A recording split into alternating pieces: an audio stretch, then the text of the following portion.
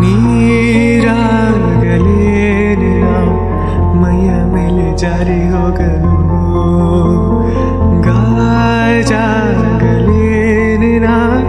ನಿನ್ನ ಅಂದ ಚಂದ ತೋರಲು ಮಂಜಾಗಲೇನಿನ ನಿನ್ನ ಕೋಪ ತಂಪು ಮಾಡಲು